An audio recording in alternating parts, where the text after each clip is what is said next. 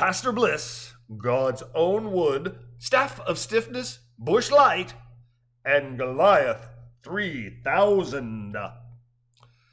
Jared exhaled a long, hard sigh of resignation, patted Namath's hand, flung his legs over the side of the bed, slipped on a ratty pair of sweatpants, and said, "Sorry, babe, next time," before standing, grabbing his robe, and heading towards their bedroom door. "Where you going, Jared?" Namath asked plaintively, turning the light on her night. "I can make it hard." "Let me try my mouth again." "Nah, not tonight," Jared replied with a sigh and a shrug as he paused at the bedroom door. "Next time," he added, stepping through the threshold. "Come on," Namath called out, opening her nightstand drawer and pulling out a 12-inch long Goliath 3000 battery-powered back massager and flicking it on. "You can hold this for me if you want," she added to his retreating form. No, you go ahead," he replied, holding his left arm high in a dismissive salute. "I'm going down to watch TV." "You can do that too," she hollered before inflating her cheeks with air and then blowing impotently, her signs of disappointment changing to mild moans of pleasure. Goliath disappeared beneath the sheets, and she directed its ever-ready ministrations where and how it tickled her, the rumbling beneath the covers competing with the one rising from deep within her throat. "I'm always happy for you to go down," she said absently, her mind focused on her needs as she worked to satisfy them. Jared's hand remained raised as he rounded the corner, but sadly, 4 of his 5 digits likewise fell limp as he escaped from Namath's view. Out of sight, but not out of sound, her decibel-climbing moans competed with the ever louder and faster vibrations emanating from deep within the inner workings of Goliath.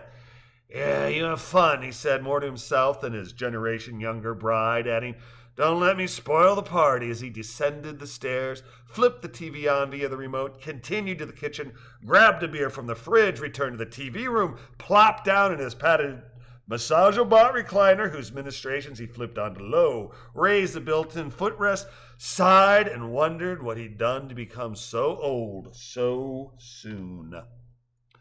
Jared coughed again, pulled the tab on his Busch light, and flicked through the channels available to his over-the-airwaves television set, stopping his scrolling when he came to an edited-for-television presentation of Basic Instinct, just as a scene featuring Sharon Stone's shapely legs spread wide revealed a universe consisting of 2 black holes caught his attention.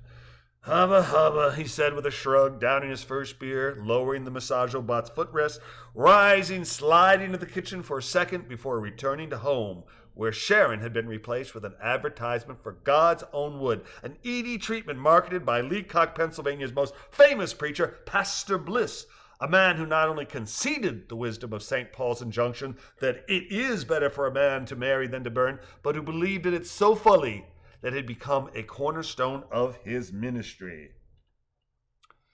"Brothers in Christ," the buffed, skin-tight, short-sleeved, t-shirt-clad Pastor Bliss proclaimed, his AK-47 tattooed arm outspread in a universal sign of welcome. "It is," Pastor Bliss continued in the same tone, but bowing his head minutely, while raising his left arm to just north of the horizon line, his 5 digits splayed wide, as Paul proclaimed to the Corinthians, "Better to marry than to burn."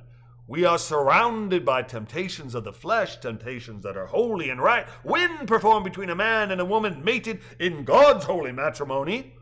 The Lord commanded us to be fruitful and multiply, to go forth and fill the 4 corners of his earth with believers. And how is this done? It's done on our knees, brother, done on our knees in a way that should entice and please. And I say unto thee, not only is it a pleasure, but also a duty. A duty for all good Christians to increase their numbers, to ensure that America remains an upright land worthy of God's own grace. But what of those brothers whose drivers aren't driving, whose putters flutter such that they are incapable of getting the ball in the hole? What of those whose wood won't? Are these brothers to suffer their brides to be denied the Lord's procreative injunction not to function?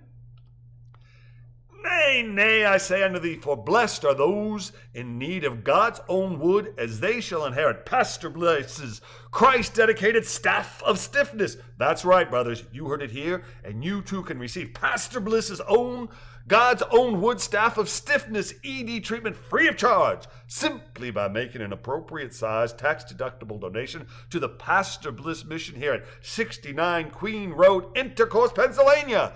Don't delay. Send for God's own wood today, Pastor Bliss declared, his arms spread wider than his smile as the address, phone number, and website flashed at the bottom of the screen. Return to the Lord, and he shall return to you, your staff of stiffness. Jared slammed his beer, grabbed the TV remote, flipped the television off, likewise turning off the good vibrations emanating from his Massage-O-Bot recliner, which he also returned to its full, upright, and locked position. Rose walked to his home computer and powered that up before returning to the refrigerator for beer 3, popping his Busch Light Pop-Pop just as he now knew in his heart that he should have popped Naima with his staff of stiffness 10 minutes prior, a sacred duty at which he had failed. What kind of Christian am I if I can't even bed my wife and create more Christian soldiers who can march forth as to war, he declared as he moused his way to Pastor Bliss's website. Pastor Bliss's Church of Intercourse was replete with 7 times 70 options upon which one might gaze. Options detailing how Genesis makes clear a husband's duty to be the loving master of his house, how the children of Canaan were forever damned to be the servants of God's other tribes, how Gideon's band made clear that a God demands muscular Christians who were ready, willing, and able to take arms in his holy name and beat back the infidels from a land founded upon the bedrock that white, property Christian men must lead, all subjects that interested Jared, while providing virtual stumbling blocks on his journey to finding, ordering, and donating the minimally acceptable amount of shekels that would provide him with God's own wood and lead him to a state of grace wherein he too would have the Lord's staff of stiffness, hard, throbbing, roaring, and ready for action at full attention between his legs. Jared searched. Jared found. Jared swallowed hard at the minimum donation amount required, and Jared reached into his wallet, removed his Visa card, and donated, crossing himself as he did so, and wishing Godspeed to deliver in his need. Jared shut his computer down and rose from its now laid to rest cathode ray tubes. His resolve stiffened and his drive wetted. He returned to the refrigerator, popped and chugged Busch Light number 4, belched and made his unsteady way up the staircase to his bedroom, willing, ready, and unsteady to lay pipe, as his wife desired, and as, according to Pastor Bliss and his Church of Intercourse, the Bible commanded. He ascended, wobbling slightly, but intent on completing his mission, arriving at his room where he found Naima dressed in sweats, the TV blaring, and Goliath 3000 neatly returned to its spot in her drawer.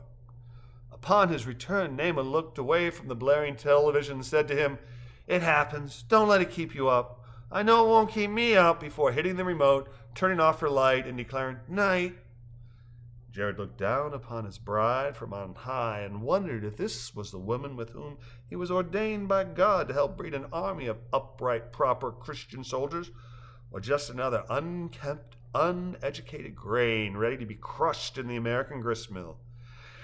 He wondered, but there was no burning bush to illuminate his nights, nor any righteous flame by which to change his doubts into burnt offerings for the Lord.